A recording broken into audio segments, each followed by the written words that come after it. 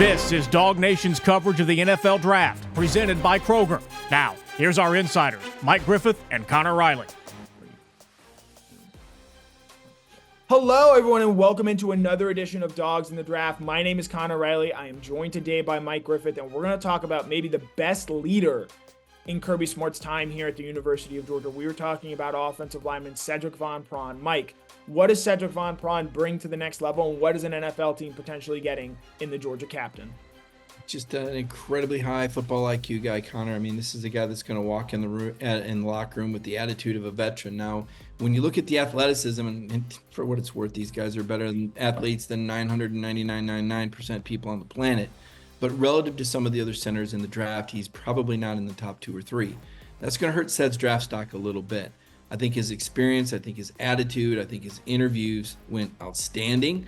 I wouldn't be surprised if he got picked in the third round. Typically, you don't see centers go that high, but you don't see many guys that are 3-year starters like Sedrick Van Pran. You look at his frame, you wonder how much he's got to build on. Maybe a little bit on the smaller side, but big enough to play in the NFL. I think teams will get a plug-in guy, a guy that's ready to go, a guy that can play special teams, and a guy that knows how to work and lead from within the locker room. Yeah, this is a guy, as Mike points out, started 44 straight games in his time at the University of Georgia, was an absolute rock there in the middle of Georgia's offensive line, one that has been one of the best in college football in recent years, and Van Pran is a big reason why. Two-time captain at the University of Georgia, was the SEC's best offensive lineman this past season, has a ton of accolades, not to mention 2 straight national championships there. Anyone that has gotten to spend any amount of time with Sedrick Van Pran has come away impressed with him. I have no doubt that he raved in interviews, and that is ultimately going to help him, especially when you get to the point in the draft where Sedrick is expected to go, and teams want to know that they're getting a sure thing. And I think for as much as Sedrick has questions and concerns about his size in comparison to some of the other top centers or interior offensive linemen at the next level, I think he's kind of maxed out with where he is physically.